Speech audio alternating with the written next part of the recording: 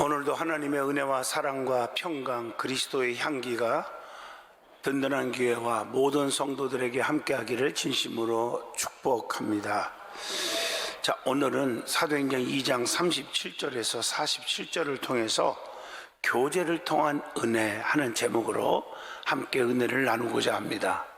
여러분, 우리 믿는 사람들은 항상 우리가 성공했다 이런 말보다는 성숙한 그리스도인이 되었다 하는 용어가 아름다울 거라고 생각합니다. 높다고 해서 반드시 명산이 아니듯이 나이가 많다고 해서 반드시 어른은 아니라는 사실입니다. 가려서 볼 줄 알고 새겨서 들을 줄 아는 세월이 일깨워준 지혜로운 사람이 바로 어른이라고 말할 수 있을 것입니다. 성숙이라고 하는 것은 높임이 아니라 겸손한 낮춤이라는 것을 아셔야 됩니다. 채움이 아니라 비움이라는 것을 통해서 스스로 넓어지고 깊어질 줄 아는 사람인 것입니다. 삶의 교훈이 걸음처럼 쌓여가니 내 나이 한 살 더하여도 행복해야 된다, 이런 얘기입니다. 젊음도 좋지만 건강이 최고라고 생각합니다. 마음은 비우고 겸손하고 속은 꽉 채우며 언제나 건강하시고 행복한 여러분 되었으면 하는 마음 간절합니다. 교회는 그리스도의 몸이기에 성도들은 교회를 잘 가꾸고 세워가야 합니다. 여러분, 교회 안에서요, 직분 보고 연조 보고 또 그 사람은 돈이 많다 재산 보고 이런 걸 보고 그 사람을 인격자로 섬겼다는 망치입니다. 신앙생활에 여러분 속아 넘어갑니다. 겉보고 판단하지 않기를 축복합니다. 교회는 귀한 곳이고 또 하나님은 교회를 통해서 반드시 축복을 주십니다. 그래서 교회를 사랑하는 자에게는 뭘 주신다겠어요? 형통의 복을 준대요. 시편 122편 6절, 예루살렘을 위하여 평안을 구하라. 예루살렘을 사랑하는 자는 형통하리로다.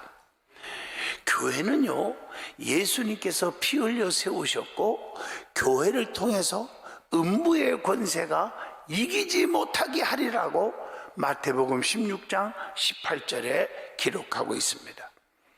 교회를 사랑하고 교회에서 충성을 다하는 성도와 그 자녀들은 은혜 속의 축복을 받게 될 줄로 믿습니다.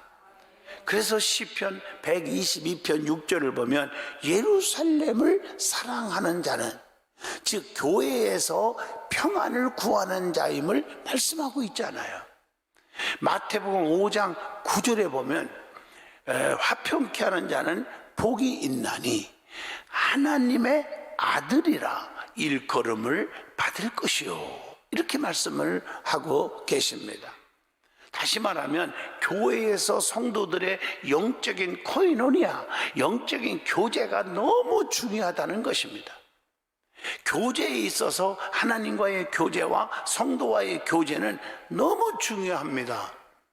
오늘 말씀은 오순절날 120명이 기도하다가 은혜를 충만히 받고 변화가 되었다고 하는 말씀입니다. 그런데 그 변화의 모습은 하나님과의 교제가 회복되었고 성도들과의 그 교제가 회복되었다는 사실을 알게 해줍니다. 왜냐하면 오늘 읽어준 본문에 나오잖아요. 자기 소유를 팔아서 가난한 사람에게 나눠주고 서로 떡을 떼어주고 네 것 내 것 안 따지고, 즉 유무상통하게 되었다고 기록하고 있습니다. 그것뿐입니까? 성도들이 하나가 되어 모이기에 힘썼고 모여서 쓸데없는 잡담 쑥덕거리고 남을 비판하고 남을 죽이고 이런 일을 하기 위하여 모인 게 아니고 기도와 전도하는 일을 열심히 하자고 모였어요. 그리고 하나님과의 교제가 회복되게 되었습니다. 서로 떡을 나눈 것은 인간관계, 즉 성도와의 관계가 회복된 겁니다. 서로 떡을 나눠주고 나눠먹고 같이 살았다는 거예요. 그 결과 교회가 부흥되기 시작한 겁니다. 구원받은 자들이 날마다 더해 가더라고 하는 오늘 사도행전 2장 본문 47절의 말씀을 하고 있습니다.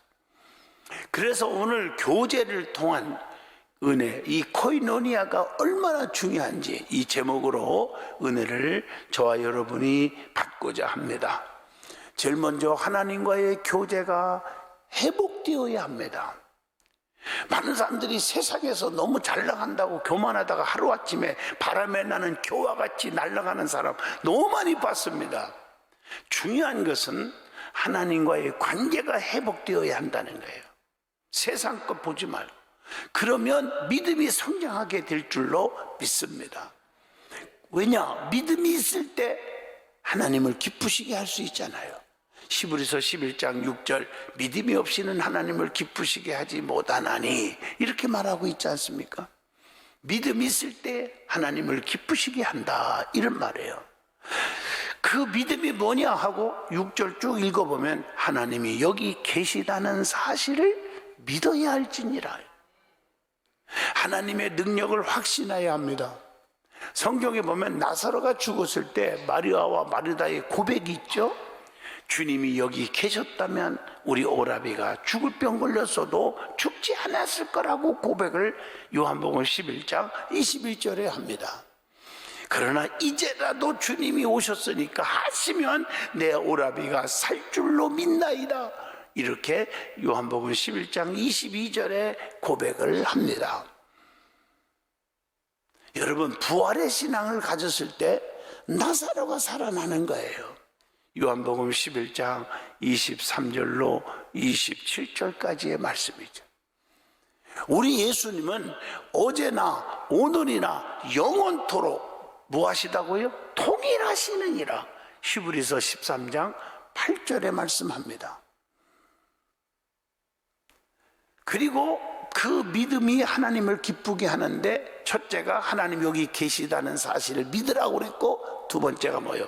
상 주시는 자이심을 믿어야 할지니라 이렇게 말하고 있어요. 여러분, 열심히 충성하고 열심히 헌신하고 열심히 기도하고 정말 겸손하게 일하면요 반드시 하나님이 보상해 준다니까요. 시편 138편 6절 말씀처럼 여호와께서 보상해 주시리라. 그래서 성경의 원리는 심는 대로 거두리라는 원리가 있잖아요. 시편 126편 5절로 6절에 씨를 뿌리면 기쁨으로 거두리로다 이렇게 말하고 있습니다. 또 수고한 대로 얻는 축복이 있잖아요. 시편 128편 2절 내가 내 손이 수고한 대로 먹을 것이라 내가 복되고 형통하리로다 이렇게 말합니다. 자, 그러면 이 하나님과의 관계, 하나님과의 교제는 항상 어떻게 돼 있어요? 주님과 붙어 있다는 것을 의미하잖아요. 주님과의 관계 속에서 비유로 말씀한 것이 그래서 성경에 무척 많이 나와요. 나는 포도나무요 너희는 가지라. 이게 포도나무와 가지의 비유로 요한복음 15장 5절에 말씀하고 있잖아요. 또 나는 선한 목자라. 이게 선한 목자와 양의 비유로 성도는 선한 목자 되신 주님의 음성을 듣고 따라야 한다고 말했고, 그래서 맹수들의 위험에서 보호받을 수 있고 푸른 초장 쉴만한 물가로 인도받게 된다고 시편 23편 1절에서 2절에 말씀합니다. 또 주님과의 관계 속에서 뭐라고 합니까? 신랑과 신부의 비유를 주잖아요. 성도는 신랑 되신 예수님을 사모하고 맞을 준비를 해야 한다. 마태복음 25장 1절의 말씀입니다. 또 스승과 제자의 비유로 성도는 스승 되신 주님의 법도에 따르고 순종할 때 성공적인 삶을 살 수가 있다고 마태복음 28장 19절에서 20절을 통해서 가르칩니다. 또 예수님과의 관계 그 위에도 많이 있죠. 주인과 종의 비유를 하잖아요. 성도는 종으로서 주인 대신 주님께만 영광을 돌려야 한다고 마태복음 24장 45절에 말씀합니다. 왜 이 말씀을 주셨을까? 종은요 자기 지식, 자기의 상식, 자기의 방법, 자기의 경험으로 일하면 안 됩니다.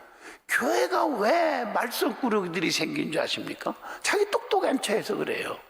자기 상식 이론대로 다 계산해 갖고 목사님 뜬구름 잡는 얘기하네. 제가 그러는 게 아니라 성경에 그렇게 나온다니까요. 예수님이 그렇게 또 명령하셨다니까요. 맹물 떠다 줘라. 미쳤죠. 아니 떡 한 조각 가지고 그 수만 명 앞에 이거 떼어줘라. 이해가 안 되잖아요. 그러나 내 생각 버리고 순종했을 때 기적이 일어났습니다. 주인이 시키는 대로만 하는 거예요. 우리 예수님이 시키는 대로 하면 되는 거예요. 그 다음에 하나님과 교제를 회복함에 있어서 중요한 것이 있음을 아셔야 합니다. 그 중에 교회에서 중요한 것이 뭘까?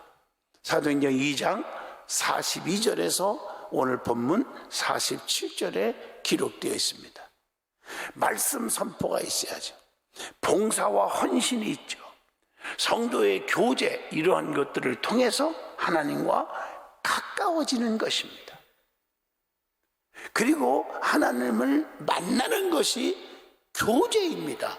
그래서 신명기 4장 29절에 네가 거기서 네 하나님 여호와를 찾게 되리니 마음을 다하고 뜻을 다하여 그를 찾으면 만나리라, 이렇게 말하고 있습니다. 마태복음 7장 7절도 구하라, 찾으라, 두드리라, 다 하나님이 해결해 주신다는 거예요. 응답. 그래서 우리는 하나님을 찾아야 됩니다. 에레미야 29장 13절입니다. 나를 찾으라, 나를 만나리라. 전심으로 사슴이 시냇물을 찾듯이 사모하라는 거예요. 시편 42편 1절입니다. 파수꾼이 아침을 기다린 것 같이 찾으라는 거예요. 시편 130편 6절에 아기가 엄마의 젖을 찾듯이 찾아야 한다는 거예요. 베드로전서 2장 2절에 기록되어 있습니다. 고난 속에서도 우리는 하나님을 만날 수가 있어요. 시편 119편 61절에 보면 악인들의 줄이 내게 두루 얽혔을지라도, 즉 고난이 온다 할지라도 나는 주의 법을 잊지 아니하였나이다, 이렇게 말합니다. 여러분 야곱을 보세요. 야곱 강변에서 하나님을 만나잖아요. 창세기 32장 28절. 모세도요 호렙산 떨기나무 숲속에서 하나님을 만나잖아요. 출애굽기 3장 2절. 다니엘은 사자굴 속에서도 하나님을 만나잖아요. 다니엘서 6장 22절. 스데반은 돌무더기 속에서 하나님을 만나잖아요. 사도행전 7장 55절. 사도 요한은 유배지에 쉽게 말하면 감옥살이 같은 것보다 더 무서운 데가 유배지잖아요. 그 유배지 반모섬에서도 주님을 만나잖아요. 계시록 1장 9절. 여러분 또 한 가지 환난 속에서도 만나지만 꿈을 통해서라도 하나님을 만날 수가 있더라고요. 성경을 보면요 솔로몬이 꿈을 통해서 하나님을 만날 수 있었음을 열왕기상 3장 15절에 나옵니다.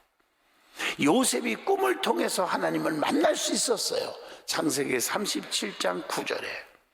다니엘도 꿈을 통해서 하나님을 만났음을 다니엘서 7장 1절에 나옵니다. 마리아와 요셉도 꿈을 통해서 주의 사자를 만났음을 마태복음 2장 13절에 기록되어 있습니다. 또 하나님과 동행하는 것이 또 하나님과의 교제가 될 수 있습니다.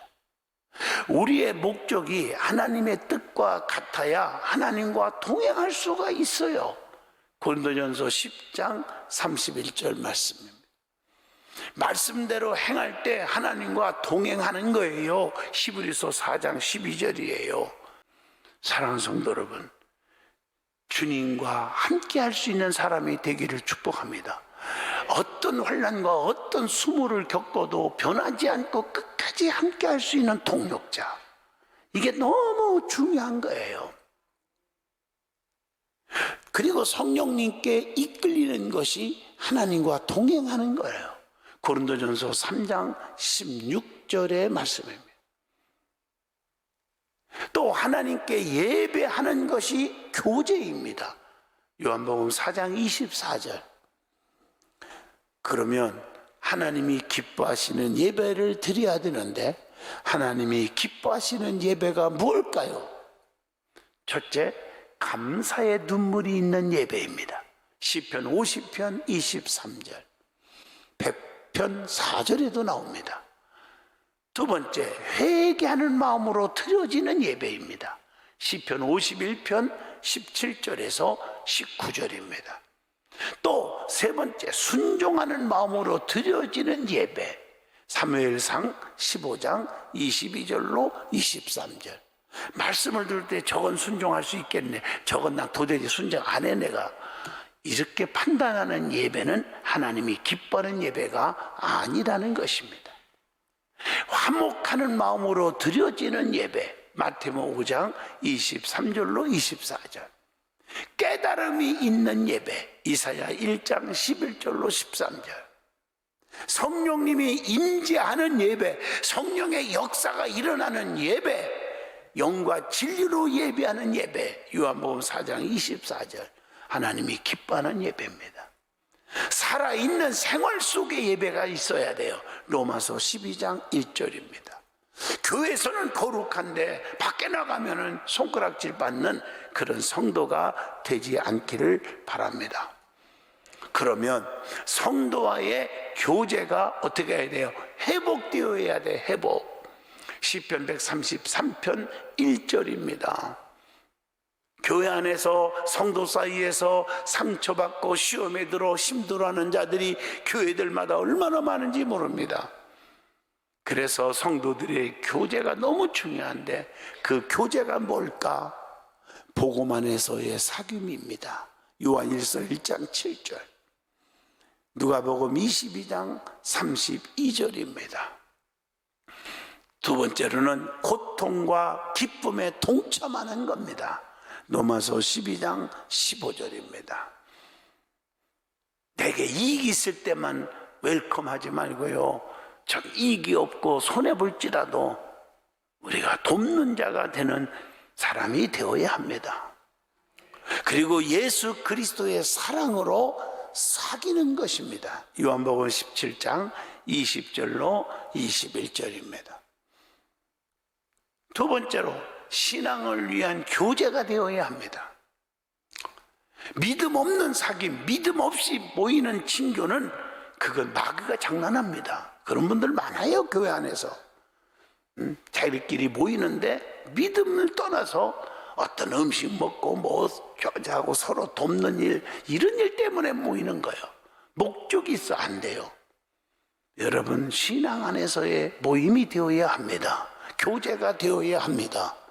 그러려면 어떻게? 말씀으로 교제해야죠. 사도행전 2장 42절 모여서 말씀을 가르쳤다고 했잖아요.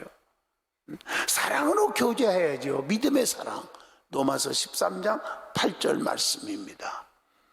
또 기도로 교제해야 합니다. 야고보서 5장 16절 서로 기도 제목을 나누고 우리 눈물로 같이 기도하자. 얼마나 멋있어요. 야고보서 5장 16절에 그 서로 기도하자고 그랬잖아요. 또 사랑의 권면으로 죄악의 유혹을 물리쳐야 한다는 것입니다. 히브리서 3장 13절입니다. 환난과 슬픔과 기쁨을 또한 같이 하여야 합니다. 로마서 12장 15절에 즐거워하는 자들과 함께 즐거워하고 우는 자들과 함께 울라, 이렇게 말하고 있어요. 세 번째로 성도들의 교제에 있어서 유의할 일이 있다고 하는 것입니다. 피하여야 할 일이 있다는 것입니다. 다시 말합니다. 우리 성도들이 무조건 받아들이고 교제하면 안 됩니다. 다시 말합니다. 첫째, 악한 자들과 교제를 피하라는 겁니다. 고린도전서 5장 11절 말씀입니다. 또 불신자들과의 교제를 피할 수 있어야 합니다. 고린도후서 6장 14절입니다. 어떤 분은 교회에서 가만히 물어보니까요, 뭐 믿음의 친구들이 많은 게 아니라 세상에 안 믿는 사람들 친구가 더 훨씬 많아갖고 그들 때문에 신앙생활 제대로 안 하는 분들이 있어. 그래서 나중에 추락하는 거예요. 그래서 고린도후서 6장 14절에 너희는 믿지 않는 자와 멍에를 함께 매지 말라. 의와 불법이 어찌 함께하며 빛과 어둠이 어찌 사귀며, 이렇게 말하고 있어요.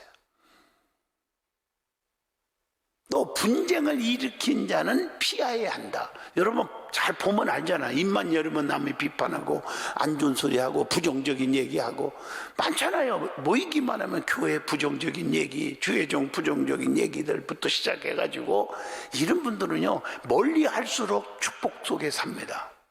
로마서 16장 17절입니다. 네 번째로, 악한 자와 교제하면 따르는 결과가 있대요. 성경에 그래서 가까이 하지 말라고 한 거예요. 악한 자들과 세속적인 거와 자꾸 교제하면 첫째, 하나님의 진노가 임하리라. 역대하 19장 2절입니다. 두 번째, 올무에 빠진다. 올무에 빠져. 잠언서 22장 24절로 25절. 세 번째, 멸망의 재앙을 받게 될 것이다.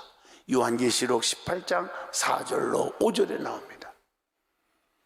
자, 그러면 성도들의 영적 교제로 인해서 뭐가 올까? 축복이 있습니다. 어떤 축복이 올까? 첫째, 영생의 축복이 있습니다. 시편 133편 3절에 여호와께서 복을 명하셨나니 곧 영생이로다. 두 번째, 하나님의 자녀의 축복이 옵니다. 요한일서 1장 3절입니다. 또 세 번째, 하나님의 나라가 왕성해진다고 사도행전 2장 47절을 통해서 깨닫게 해줍니다. 또 좋은 만남을 통한 축복이 또 있죠. 이 교제를 통한 축복, 성경에 참 우리에게 많이 가르쳐 준 게 있어요. 여러분, 남한 장군 보세요. 누구를 잘 만났습니까? 계집종을 잘 만나서, 수행원을 잘 만나서 죽을 병에서 고침받은 거예요. 열왕기하 5장 3절. 그때 당시에 한센병은 살 수 없는 병이에요. 그런데 죽어야 돼요. 돈이 많으면 뭐하고, 장군이면 뭐예요, 권력 있으면 뭐합니까? 죽으면 끝이잖아. 그런데 계집종 옆에서 하나님의 종 누구예요? 엘리사를 소개합니다. 능력의 종이 있는데 거기 한번 가봅시다. 그래서 가게 된 거고, 요단강에 목욕하게 된 거고, 치유의 역사가 일어나게 된 줄로 믿습니다. 여러분, 사람 잘 사귀세요. 잘 만나면 이게 세월이 흐르면 얼마나 도움이 되고 유익한지 몰라요. 좋은 사람 만나면요. 다윗과 요나단의 만남으로 좋은 일이 일어났잖아요. 사무엘상 23장 17절. 또 사도행전 3장 1절로 10절까지 보면 베드로와 요한의 만남으로 안진뱅이를 일으키는 기적을 이루잖아요. 하나님께 영광을 돌리잖아요. 결론으로 말씀을 마치려고 합니다. 신앙적 배움과 깨우침만큼 중요한 것이 영적 교제와 만남의 축복이라고 했습니다. 하나님의 자녀들은 영적 교제가 너무 중요합니다. 관계와 성도와의 관계가 깨끗하고 아름다워야 하나님의 은혜와 축복을 받게 됩니다. 온유와 겸손, 그리고 하나님을 의지하는 신앙으로 좋은 코이노니아가 이루어지기를 진심으로 축복합니다.